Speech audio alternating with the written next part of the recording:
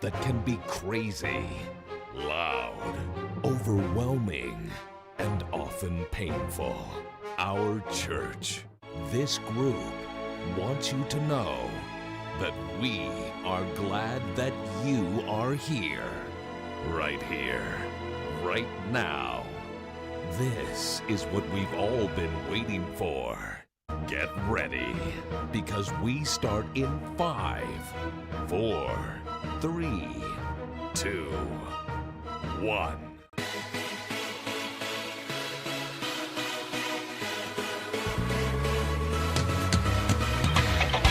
Halo, selamat pagi. Puji Tuhan, sebelum kita mulai kebaktian youth, nanti saya minta Mikael untuk doa pembuka. Tuhan Yesus, sebentar lagi kami mau melakukan acara pagi hari ini, buka acara ini. Dari awal hingga akhir, selalu diberkati dan dalam nama saya, amin.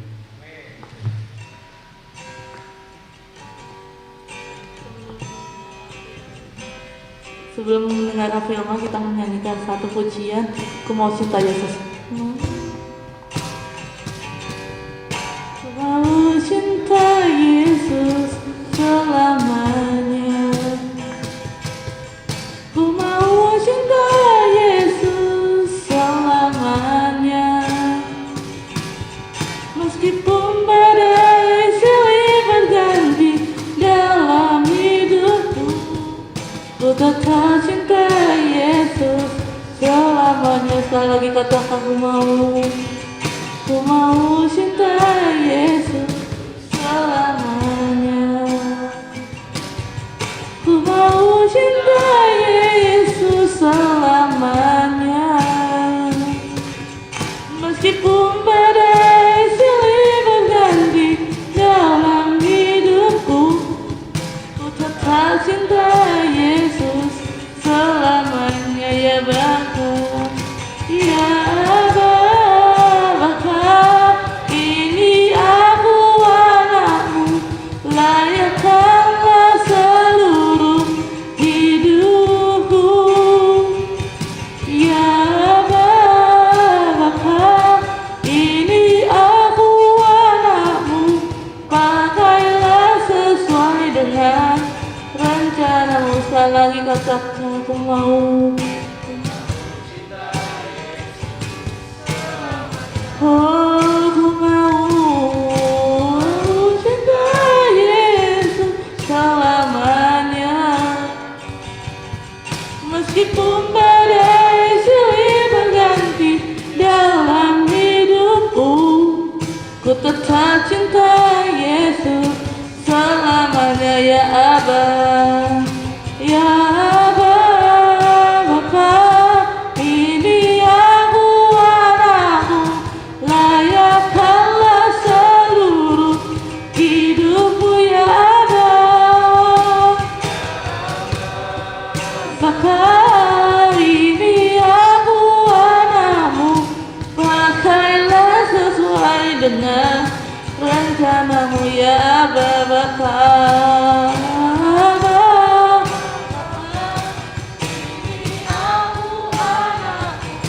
layakkanlah seluruh hidupku. Ya Bapa, ini aku anakmu, pakailah sesuai dengan rencanamu. Ya Bapa, ya Bapa, ini aku anakmu, layakkanlah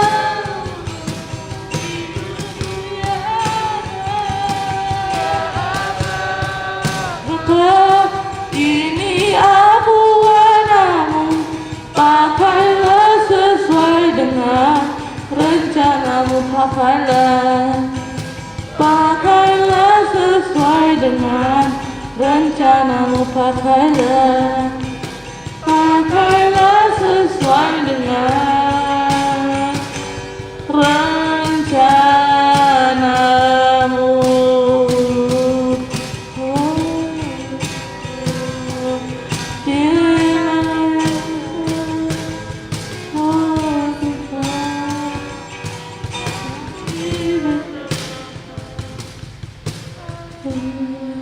Tuhan, kami mau mendengarkan firman-Mu Tuhan.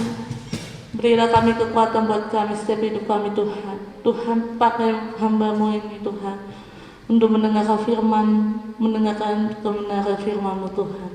Ajari kami untuk selalu mendidik untuk firman-Mu Tuhan. Berikan kami hidup yang baru Tuhan. Terima kasih Tuhan dalam nama Yesus. Amin. Puji Tuhan. Tetap semangat anak muda. Semangat. Elizabeth semangat. Ya. Mikael, Joshua semangat. Puji Tuhan. Baik, teman-teman, kita mau buka Alkitab kita. Kita mau persiapkan di 1 Korintus 13. Tema kita pagi ini adalah pembawa kasih. Siapa percaya kita di tempat ini kita diciptakan Tuhan untuk pembawa kasih. Yang percaya katakan yes. Anak muda katakan yes dong, kok loyo? Yes. Iya, haleluya. Kita persiapkan di 1 Korintus 13. Kita mau baca sama-sama dalam hitungan ketiga. 1 Korintus 13 ayat 2. Udah dapat semua? Joshua udah dapat? Mikael? Yuk kita baca sama-sama dalam hitungan ketiga ya. Elizabeth sudah dapat? Yuk, 1, 2, 3. Sekalipun aku mempunyai karunia untuk bernubuat dan aku mengetahui segala rahasia dan memiliki seluruh pengetahuan, dan sekalipun aku memiliki iman yang sempurna untuk memindahkan gunung, tetapi jika aku tidak mempunyai kasih, aku sama sekali tidak berguna. Terima kasih Risman. Amin. Tema kita pagi ini adalah pembawa kasih. Nah, di perikop yang kita baca di sini judulnya apa teman-teman? Kasih. Betul, kasih. Nah, firman Tuhan tadi mengajarkan sekalipun kita punya karunia, kita ini dipakai Tuhan hebat sekali, bisa bernubuat, mengetahui segala rahasia, memiliki seluruh pengetahuan, bahkan memiliki iman yang sempurna. Kita bilang sama gunung, "Hai gunung, pindah," langsung gunung itu pindah. Tapi firman Tuhan di sini mengatakan kalau kita tidak punya kasih, kita itu sama sekali tidak berguna. Dengan kata lain apa teman-teman? Dengan kata lain kalau rohani kita itu kalau boleh dinilai dari 0 sampai 100, nilainya itu 100, betul-betul sempurna. Tapi kita tidak punya kasih, di mata Tuhan semuanya itu 0 besar. Jadi penting bagi kita sebagai anak-anak Tuhan di tempat ini, marilah sekali lagi kita bisa menjadi apa teman-teman? Menjadi pembawa apa? Kasih. Pembawa kasih, betul. Nah, penting buat kita orang Kristen, kita punya yang namanya kasih. Karena kasih itu adalah ciri khas kita sebagai orang Kristen. Ciri kita sebagai orang Kristen itu bukannya kita bisa bernubuat, kita bukannya bisa punya iman yang luar biasa, kita doain orang langsung orang itu sembuh, doain orang mati langsung orang itu bangkit. Tapi ciri khas dari orang Kristen kita adalah orang-orang yang punya kasih. Dan penting sekali untuk kita punya kasih, karena 1 Korintus 6 ayat 10 itu mengatakan bahwa jikalau kita tidak punya kasih, kita tidak akan mendapat bagian dalam kerajaan Allah. Jadi penting sekali supaya kita itu punya kasih. Tidak mendapat bagian dalam kerajaan Allah itu dalam kata lain kita waktu mau masuk ke surga, malaikat yang jaga pintu mungkin tanya, "Hei Joshua, kamu punya kasih enggak?" Aku enggak punya kasih, tapi aku punya iman yang luar biasa. Aku bilang sama gunung kamu pindah, gunung ini pindah loh. Aku doain Mikael, kemarin Mikael sakit, aku doain langsung sembuh. Tapi tidak punya kasih, malaikat di surga bilang maaf, nggak bisa masuk karena kamu nggak punya kasih. Jadi penting buat kita semua supaya kita ini punya kasih, karena kasih itu adalah ciri khas sebagai orang Kristen, sebagai orang percaya. Kita itu adalah orang yang punya kasih. Dan mengapa kita harus punya kasih? Karena kasih itu adalah yang utama. Boleh dibilang itu jiwa soulnya orang percaya. Soulnya orang percaya itu kita ada kasih. Kasih pada apa? Kasih dalam Matius 22 dikatakan kasih, hukum yang terutama, kasihlah yang pertama Tuhan Allahmu dengan segenap hatimu, segenap jiwamu, akal budimu, dengan segala yang kita miliki, yang kita punya. Kita mengasihi Tuhan Allah kita, dan kemudian mengasihi sesama kita seperti diri kita sendiri. Dan biarlah kasih itu betul-betul kita wujudkan. Sebagai orang percaya, kita bukan hanya kelihatan hebat di gereja, kita bilang, oh aku seperti lagu tadi, aku mau cinta Yesus selamanya. Tapi di luar kita nggak punya kasih. Ada teman kita yang sakit, teman kita kekurangan, kita diam aja, kita nggak peduli. Yang gampangnya aja teman kita kesandung, kepleset, kita malah diamin aja, malah dalam hati mungkin syukurin lo, sakit lah, ini kesandung. Kita bukannya nolongin, kita bukannya perhatian, tanya aja gimana, sakit apa enggak. Tapi kita acuh tak acuh. Nah, biarlah kita jadi orang yang punya kasih. Nah, ciri kasih itu apa sih? Kita belajar di 1 Korintus 13 ini bagus sekali menggambarkan seperti apa kasih itu. Kasih itu tidak lain adalah sifat Allah sendiri. Kalau kita mau tahu Allah yang kita sembah itu seperti apa sih? Allah yang kita sembah itu kita bisa mengenal dari sifat-sifatnya. Mulai dari ayat 4 dikatakan bahwa kasih itu sabar. Orang yang punya kasih, dia bukan orang yang emosiannya gampang meledak, tapi dia orangnya sabar. Kemudian kasih itu murah hati, bukan orang yang pelit, tapi orang yang murah hati, ringan tangan, suka menolong. Ia tidak cemburu, dikatakan ia tidak megahkan diri dan tidak sombong. Orang yang punya kasih, dia bukan orang yang sombong, tapi orang yang rendah hati. Rendah hati dengan kata lain, dia mau membuang egonya untuk mengasihi orang lain, untuk memperhatikan orang lain. Kemudian di ayat 5 dikatakan, ia tidak melakukan yang tidak sopan dan tidak mencari keuntungan diri sendiri. Dia bukanlah orang yang, sekali lagi saya bilang, orang yang egois, tapi dia orang yang memperhatikan sesamanya, mau berbagi kasih dengan sesamanya. Kemudian ia tidak pemarah dan tidak menyimpan kesalahan orang lain. Bukan orang yang sedikit-dikit dendeman, dikit-dikit emosian, tapi orang yang mau toleransi sama orang lain, mau kita bisa membaur dengan yang lain. Kemudian dikatakan di ayat 6, ia tidak bersukacita karena ketidakadilan, tetapi ia bersukacita karena kebenaran. Sekalipun seluruh teman-teman kita di kelas mungkin menyontek semua, pada ngepek semua, tapi kita sebagai orang yang punya kasih, yang memegang prinsip kebenaran firman Tuhan, kita bersukacita karena kita sendiri, kita orang yang benar. Sekalipun teman-teman kita mungkin pada ngepek, pada nyontek semua, tapi kita sekalipun mungkin dapat nilai jelek, kita bangga, kita benar di mata Tuhan. Kemudian ia menutupi segala sesuatu, percaya segala sesuatu, mengharapkan segala sesuatu, sabar menanggung segala sesuatu.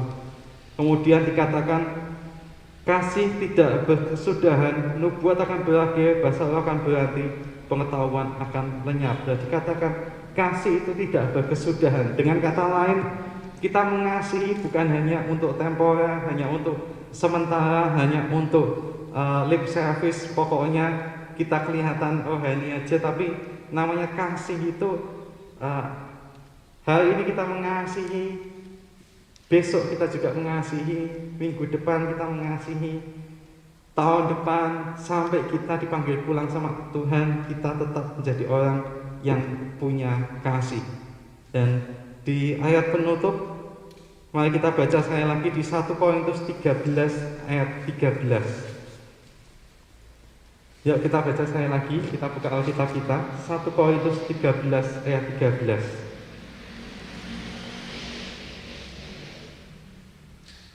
Udah dapat semua? Yang sudah dapat katakan yes. Joshua, Mikael, udah dapat? Desman, udah dapat? 1 Korintus 13 ayat 13. Yuk kita baca sama-sama ya. 1 1, 2, 3. Demikianlah tinggal ketiga hal ini, yaitu iman, pengharapan, dan kasih. Dan yang paling besar di antaranya ialah kasih. Ya, dikatakan di sini sekali lagi, yang paling besar di antaranya ialah kasih. Sekalipun kita punya pengharapan, kita punya iman, kita doain orang lain langsung sembuh, kita doain orang mati, orang itu langsung bangkit, tapi kita nggak punya kasih, di mata Tuhan semuanya itu nol, nggak ada artinya sama sekali. Marilah kita, anak-anak muda di tempat ini, kita bisa menjadi pembawa kasih, karena kasih itu adalah menggambarkan sifat Allah sendiri. Kalau orang lain ingin kenal Allahnya orang Kristen itu seperti apa, biarlah mereka kenal melalui diri kita sendiri, melalui kasih yang kita tunjukkan dalam diri kita. Saya mau tutup dengan suatu kata-kata mutiara yang indah, bahwa kasih itu adalah ketika kebahagiaan orang lain lebih penting dari kebahagiaan kita sendiri. Mungkin ini enggak banget. Loh kok gimana? Kok kebahagiaan orang lain lebih penting dari kebahagiaan kita? Apakah kita harus jadi babu, harus jadi budak, jadi hamba orang itu? Memang Tuhan Yesus sendiri, dia bahkan berkata, siapa yang ingin menjadi paling besar di antara saudara-saudaramu, hendaklah ia menjadi pelayan, bahkan menjadi hamba. Mari biarlah kita, anak-anak muda di tempat ini, kita menjadi pembawa kasih. Dengan kita mulai, kita mau merendahkan diri kita mau membuang ego kita mau menjadi pelayan, kita menjadi hamba-hamba Tuhan. Bagi adik-adik yang belum melayani, mari saya dorong Mikael, Joshua bisa ikut melayani. Apapun talenta kita, bisa membantu doa, nyanyi. Ini Elizabeth, puji Tuhan, sudah membantu WL pagi ini. Ya, teman-teman yang lain saya dorong, maupun teman-teman yang enggak hadir pagi ini yang ikut mendengarkan melalui online, mari saya dorong bisa ikut pelayanan, kita sama-sama menjadi hamba Tuhan. Amin. Mari kita mau tutup dengan doa. Terima kasih Tuhan Yesus buat firman-Mu yang telah kami dengar. Tuhan, hamba berdoa bila saat ini di dalam nama Tuhan Yesus, Engkau pakai setiap kami Tuhan, urapi setiap kami, supaya setiap kami menjadi pembawa kasih Tuhan. Biarlah kasih itu mengalir dalam diri kami Tuhan. Kami boleh mengasihi Engkau dengan segenap hati kami, dengan segenap jiwa kami, dengan segenap akal budi kami Tuhan. Segenap hati, segenap hidup kami Tuhan, kami berkata, kami mengasihi-Mu Yesus. Dan biarlah Engkau pakai kami Tuhan untuk menjadi saluran kasih-Mu bagi sekitar kami Tuhan. Biarlah saat orang lain melihat kami Tuhan, mereka boleh melihat Yesus yang hidup di dalam diri kami Tuhan. Dan biarlah mulai hari ini Tuhan, Kau jadikan kami sebagai hamba-hamba-Mu Tuhan, yang Kau pakai selalu luar biasa Tuhan. Kami boleh melayani di ladang-Mu Tuhan. Kami boleh Engkau pakai juga untuk menjadi berkat melayani orang-orang sekitar kami. Terima kasih Tuhan Yesus, haleluya, amin. Ya, untuk info ibadah Youth minggu depan masih tetap seperti biasa. Mari kita ajak teman-teman yang belum hadir minggu ini bisa gabung sama kita ya. Minggu depan di tempat ini jam 9:30. Mari kita mau nyanyikan satu lagu lagi. Kita mau siapkan untuk persembahan kita. Silakan. Terkasih, sepanjang hidupku diberkati. Bila bangun pagi hari, siang berganti malam, aku diberkati. Sekali lagi aku diberkati. Sepanjang hidupku diberkati. Bila bangun pagi hari, siang berganti malam, aku diberkati.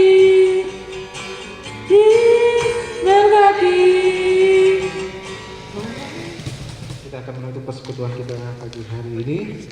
Kita bersatu dalam doa. Saya mohon kita berdiri bersama-sama. Mari kita berdiri bersama-sama. Terima kasih Tuhan. Saat ini kami sudah mendengarkan firman-Mu, bahkan bersekutu dengan Tuhan. Kami percaya masa depan kami yang masih muda ini ada di dalam tangan Tuhan. Kami belajar setia kepada Tuhan. Kami percaya bahwa hidup kami, masa depan kami terjamin bersama dengan Tuhan. Tuhan berkati kami lebih lagi Tuhan. Keluarga kami Tuhan berkati, dan kami jadi teladan bagi sesama kami, bagi lingkungan kami dimanapun kami berada. Tuhan berkati kami.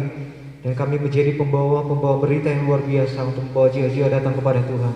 Berkati kami semua Tuhan, di youth ini biar makin bertambah-tambah jiwa kami untuk bisa kami menangkan menjadi kemuliaan bagi nama Tuhan. Dalam nama Yesus, setiap kita bersama-sama katakan, amin.